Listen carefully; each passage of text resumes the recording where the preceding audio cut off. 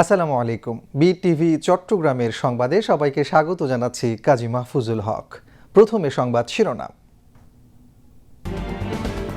চীনের দালিয়ান থেকে বেজিং পৌঁছেছেন প্রধানমন্ত্রী তারেক রহমান। বেজিং স্টেশনে প্রধানমন্ত্রীকে স্ট্যাটিক গার্ড ও লাল গালিচার সংবর্ধনা।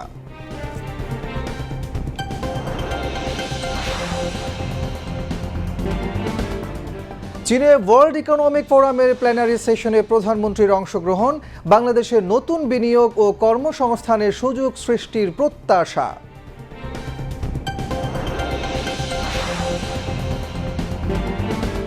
চট্টগ্রামে পাহাড় ধসের ঝুঁকি এড়াতে বসবাসকারীদের নিরাপদ স্থানে সরে যেতে প্রশাসনের মাইকিং ও লিফলেট বিতরণ, বিকল্প বাসস্থানের দাবি বসবাসকারীদের।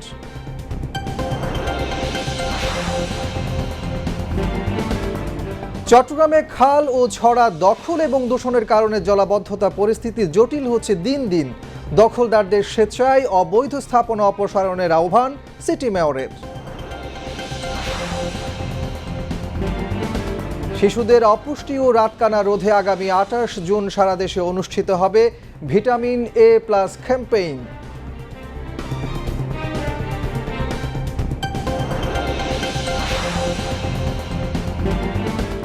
ইরানের ব্যালিস্টিক মিসাইল কর্মসূচি নিয়ে সমঝোতার স্মারকে কিছু নেই জানালো তেহরান ও ইসলামাবাদ। স্থায়ী শান্তি চুক্তির লক্ষ্যে কারিগরি বিষয় নিয়ে চলছে ওয়ার্কিং গ্রুপের আলোচনা।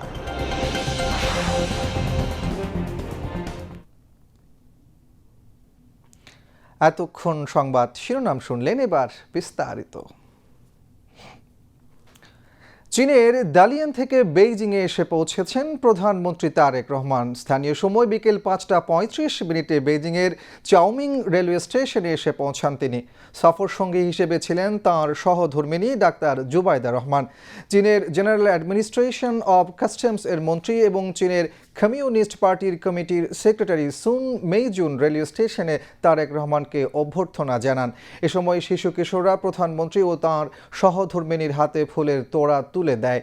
আনুষ্ঠানিকভাবে স্বাগত জানানোর পাশাপাশি চাওমিং রেলওয়ে স্টেশনে প্রধানমন্ত্রী তারেক রহমান ও তাঁর সহধর্মিণীকে লাল গালিচা সংবর্ধনা ও গার্ড অব অনার দেওয়া হয়। এর আগে স্থানীয় সময় বেলা 1:58 দালিয়ান উত্তর রেলওয়ে স্টেশন থেকে হাই স্পিড ট্রেন যোগে বেইজিংয়ের উদ্দেশ্যে যাত্রা করেন প্রধানমন্ত্রী তারেক রহমান। এর আগে চীনের দালিয়ানে ওয়ার্ল্ড ইকোনমিক ফোরামের annual meeting of the new champions এর প্লেনারি সেশনে আমন্ত্রিত অতিথি হিসেবে অংশ নেন প্রধানমন্ত্রী তারেক রহমান। আজ সকালে দেশটির দালিয়ান শহরের দালিয়ান আন্তর্জাতিক সম্মেলন কেন্দ্রে বিস্তৃত পরিসরে উদ্ভাবন শীর্ষক এই সম্মেলনের প্লেনারি সেশন শুরু হয়। সেশনে ওয়ার্ল্ড ইকোনমিক ফোরামের প্রেসিডেন্ট ও সিইও উদ্বোধনী বক্তব্য দেন।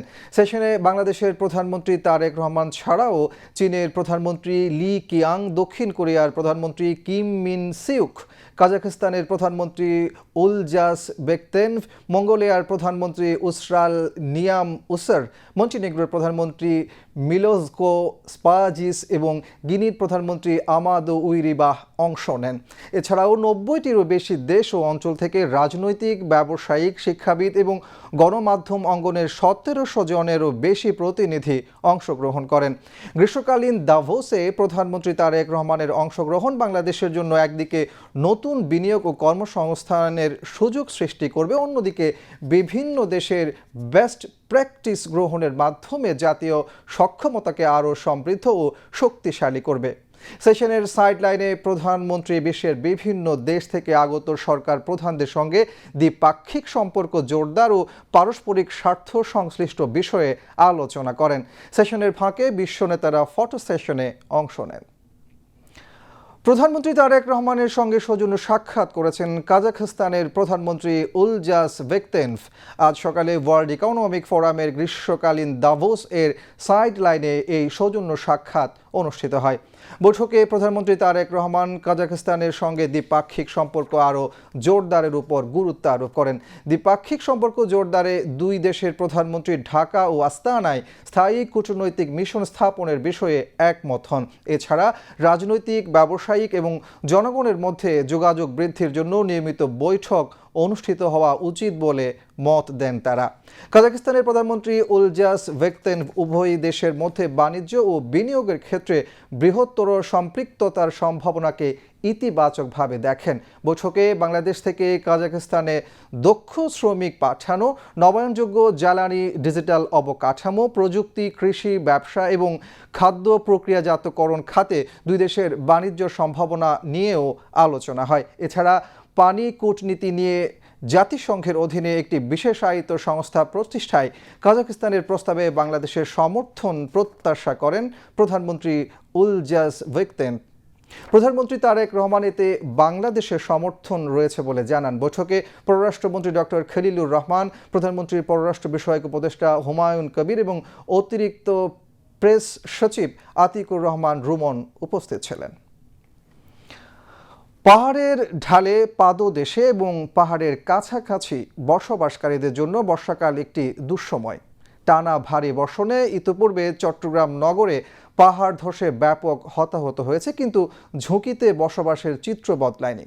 বসবাসকারীরা বলছেন তারা যুগ যুগ ধরে এভাবে বসবাস করে আসছেন। দুর্ঘটনার ভয় থাকলেও তাদের বসবাসের বিকল্প কোনো ব্যবস্থা নেই। সুরেশ কুমার দাসের প্রতিবেদন। চট্টগ্রামে বছরের পর বছর ধরে পাহাড়ে বসবাসের চিত্র বদলায়নি। নগরে পাহাড় সংলগ্ন স্থানে বসবাসকারীরা এটাকে স্বাভাবিকভাবে নিয়েছে। তারা বলছেন পাহাড়ের ঢালে পাদদেশে এবং পাহাড়ের কাছাকাছি তারা যুগ যুগ ধরে বসবাস করছেন। বর্ষা আসলে সরকারের সচেতনতা কার্যক্রমও চলে। ঝুঁকিতে বসবাসকারীদের সরিয়ে নেওয়া হয়। এরপর সবকিছু আগের মতোই চলে। যখন বৃষ্টিপাত বেশি হয় তখন দোকান বন্ধ রাখে, এমন কোনো সমস্যা হয় না। আপনার যখনই বৃষ্টিপাত হয় কর্পোরেশনের পক্ষ থেকে মাইকিং করা হয়, যার যা অ্যালার্ট সে অ্যালার্ট থাকে।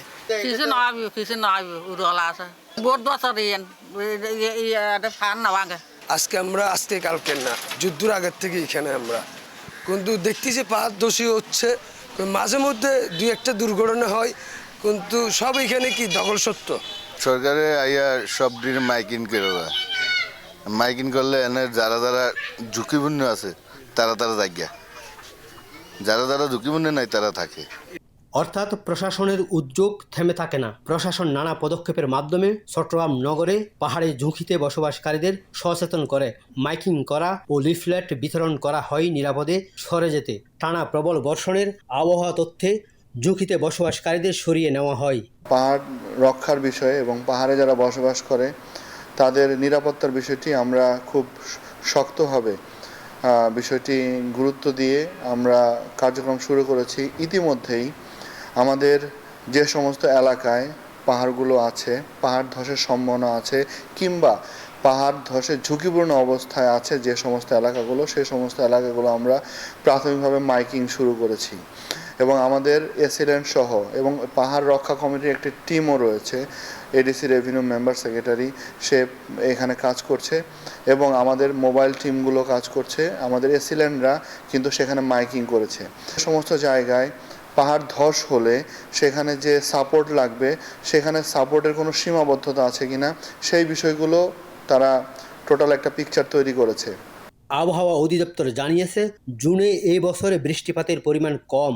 তবে বৃষ্টিপাত কম বেশি যাই হোক, পাহাড়ের মাটির বৈশিষ্ট্যের উপর নির্ভর করতে পারে পাহাড় ধসের মতো দুর্ঘটনা। এই বিষয়ে সচেতন থাকার আহ্বান জানিয়েছেন তারা।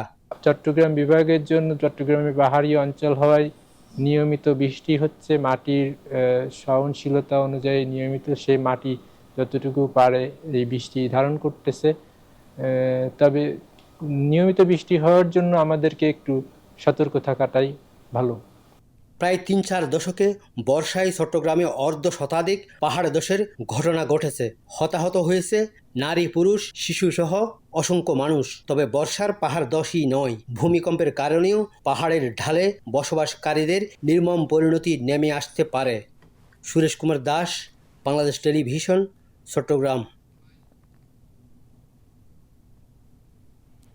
চট্টগ্রাম নগরীর জলাবদ্ধতা নিরসন, পরিবেশ উন্নয়ন এবং প্রাকৃতিক জলপ্রবাহ সচল রাখতে বিভিন্ন খাল ও ছড়ার পুনর্খনন কার্যক্রম অব্যাহত রেখেছে সিটি কর্পোরেশন। এরই ধারাবাহিকতায় সকালে নগরীর দক্ষিণ পাহাড়তলী এলাকায় ধুলুনিয়া ঢালা ছড়া, খাগড়িয়া ছড়া ও খোসাল শাহ ছড়ার পুনর্খনন কার্যক্রম উদ্বোধন ও পরিদর্শন করেন city mayor doctor Shahadat Hossain. এ সময় মেয়র বলেন, খাল ও ছড়া দখল এবং দূষণের কারণে জলাবদ্ধতা পরিস্থিতি দিন দিন জটিল হচ্ছে।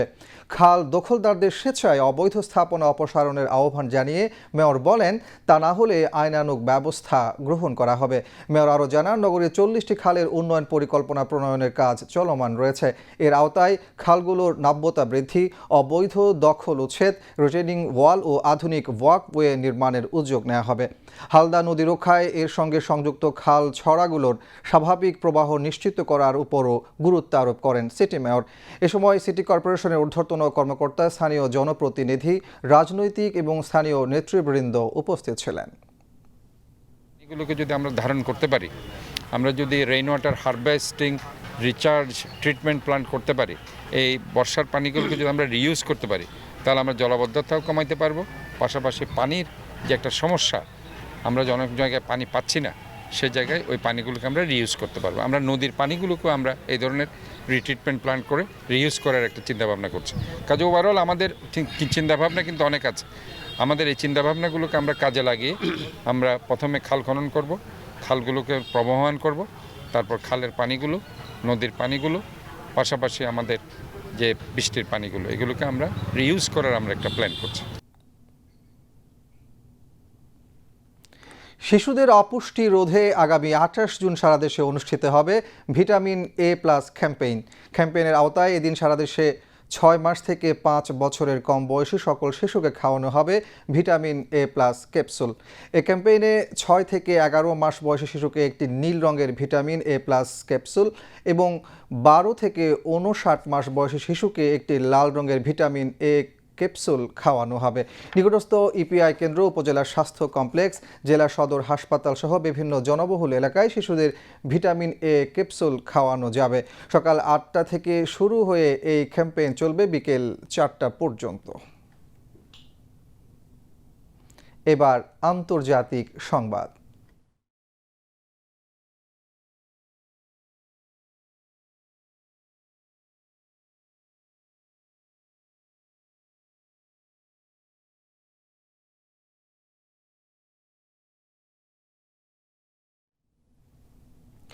সুইজারল্যান্ডে স্বাক্ষরিত সমঝোতা স্মারকে ইরানের ব্যালিস্টিক মিসাইল কর্মসূচি নিয়ে কোনো কিছুর উল্লেখ নেই বলে জানিয়েছেন ইরানের প্রেসিডেন্ট মাসুদ পেজেশকিয়ান। ইসলামাবাদে পাকিস্তানের প্রধানমন্ত্রী শেহবাজ শরীফকে সঙ্গে নিয়ে আয়োজিত সংবাদ সম্মেলনে প্রেসিডেন্ট পেজেশকিয়ান বলেন, নিজেদের আত্মরক্ষার সক্ষমতা নিয়ে ইরান কোনো অবস্থাতেই কখনো কারো সঙ্গে আপোষ করবে না।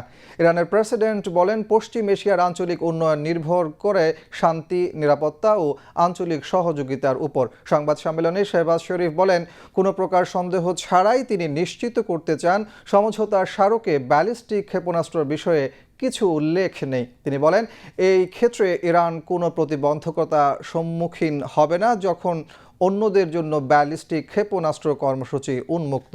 এ সময় সকলকে সতর্ক করে পাকিস্তানের প্রধানমন্ত্রী বলেন, পৃথিবী জুড়ে অনেকে আছে যারা শান্তি চুক্তি বানচাল করতে চায়। তিনি বলেন, তারা চায় না ইরান যুদ্ধের ধ্বংস থেকে বেরিয়ে আসুক।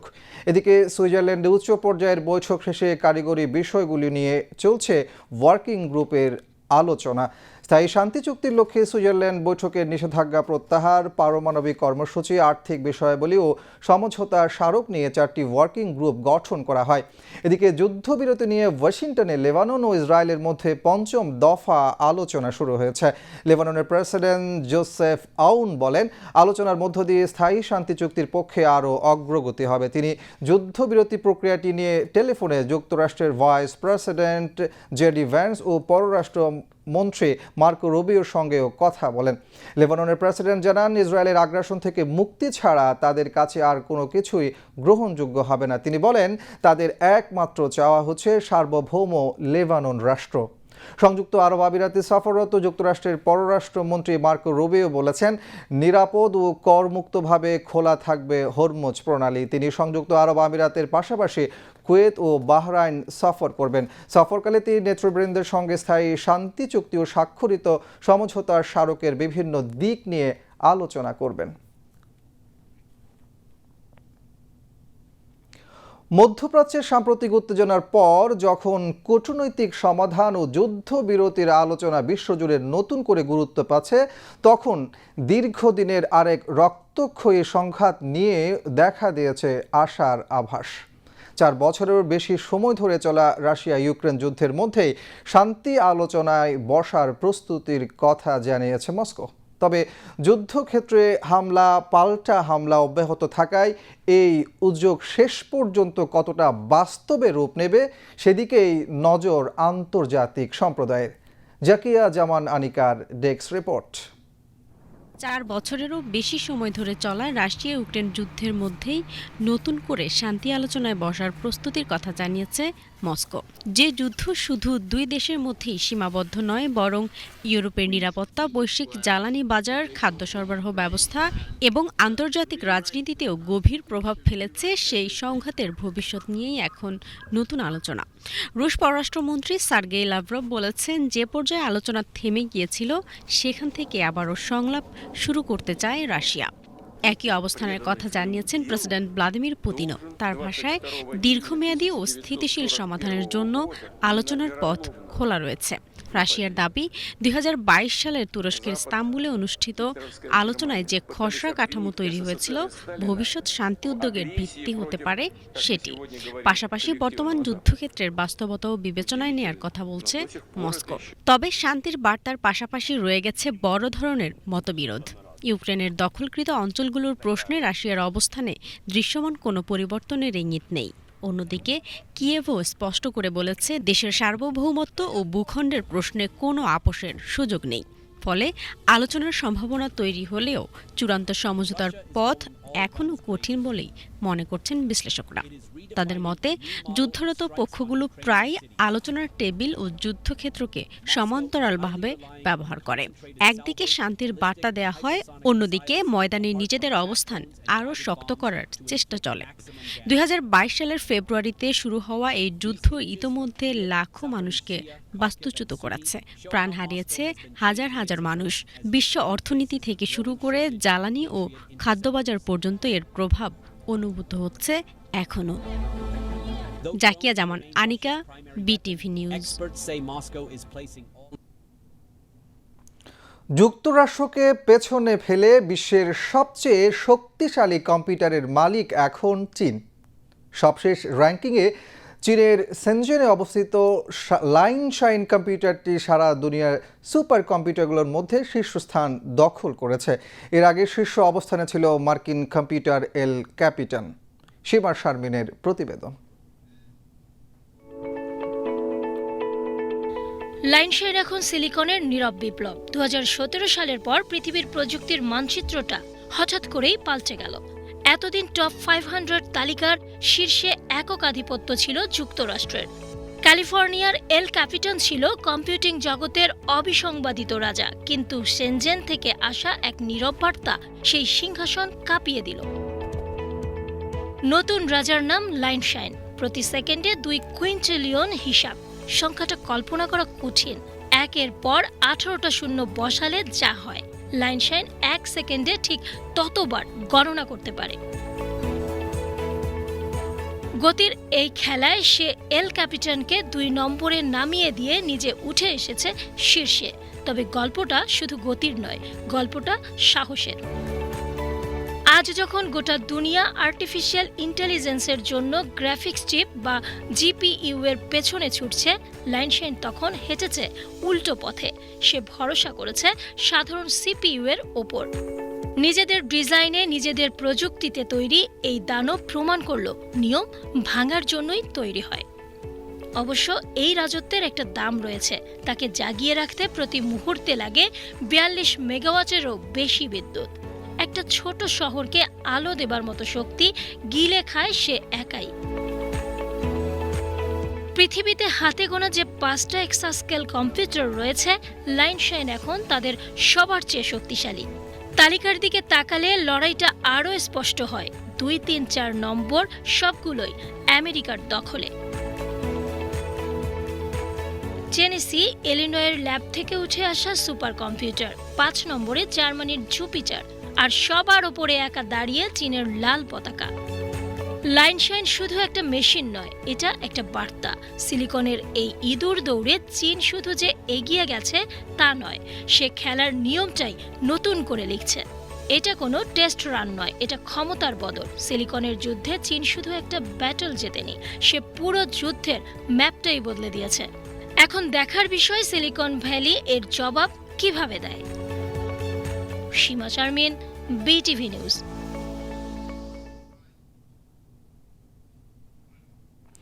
আবারও দেশের খবর।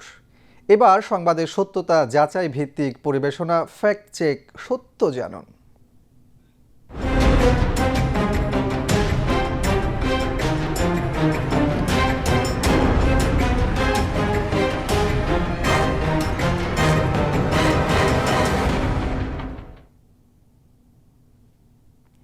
যুক্তরাজ্যে পুলিশের হাতে গ্রেফতার হয়েছেন সংসদ সদস্য ও এনসিপি নেতা হাসনাত আব্দুল্লাহ।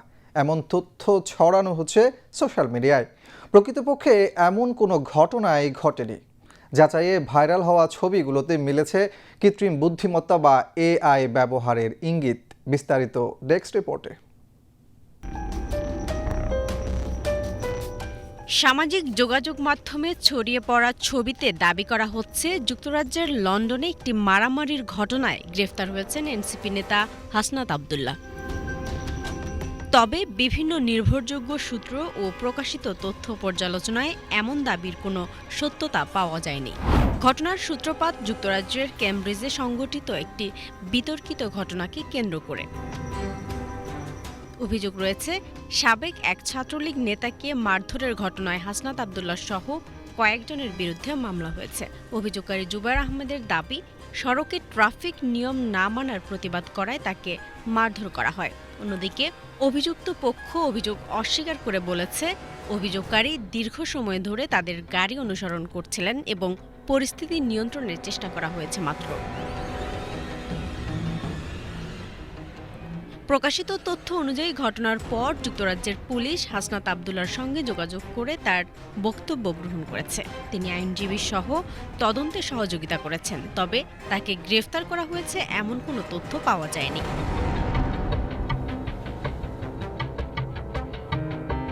অন্যদিকে ভাইরাল ছবিগুলো বিশ্লেষণ করলে দেখা যায় সেখানে একাধিক অসঙ্গতি রয়েছে।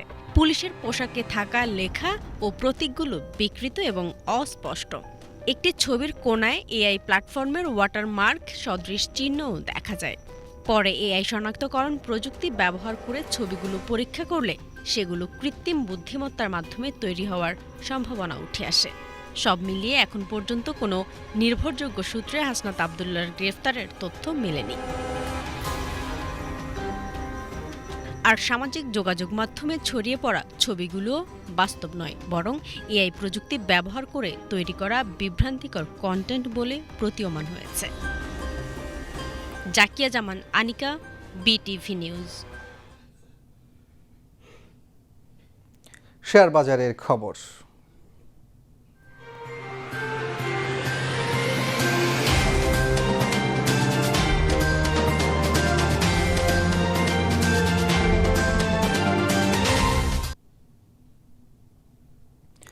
চট্টগ্রাম স্টক এক্সচেঞ্জে চাঙ্গা ভাব অব্যাহত রয়েছে, তবে আজ সার্বিক মূল্যসূচক বৃদ্ধি পেলেও সিএসই 30-এর মূল্যসূচক কমে গেছে। দিন শেষে সার্বিক সূচক দাঁড়িয়েছে 15,119.89, যা গতকালের চেয়ে শতকরা 0.01 বেশি।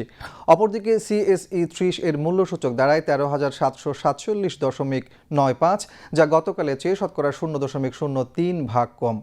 আজ 218টি কোম্পানির 1,81,34,990টি শেয়ার লেনদেন হয়, যার মূল্য 58,80,63,000 টাকারও বেশি। এর মধ্যে 106টি কোম্পানির শেয়ার দাম বেড়েছে, 79টির কমেছে এবং 33টির দাম অপরিবর্তিত রয়েছে। এবার আন্তর্জাতিক মুদ্রা বাজারের খবর।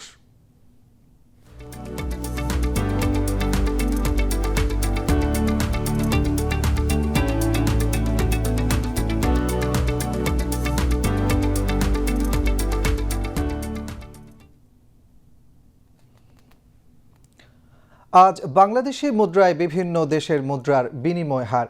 ইউএস ডলার 122 টাকা 75 পয়সা, সিঙ্গাপুর ডলার 94 টাকা 70 পয়সা, অস্ট্রেলিয়ান ডলার 84 টাকা 93 পয়সা, কানাডিয়ান ডলার 86 টাকা 40 পয়সা, হংকং ডলার 15 টাকা 49 পয়সা, ইউরো 139 টাকা 72 পয়সা, ব্রিটিশ পাউন্ড 162 টাকা 9 পয়সা, সৌদি রিয়াল 32 টাকা 35 পয়সা, কাতার রিয়াল 33 টাকা 31 পয়সা, ইউএই দিরহাম 33 টাকা 7 পয়সা, কুয়েতি দিনার 394 টাকা 76 পয়সা, মালয়েশিয়ান রিঙ্গিত 29 টাকা 31 পয়সা, থাই বাথ 3 টাকা 63 পয়সা, ভারতীয় রুপি 1 টাকা 29 পয়সা ও চীনা ইউয়ান 18 টাকা 6 পয়সা। এবার আবহাওয়ার খবর।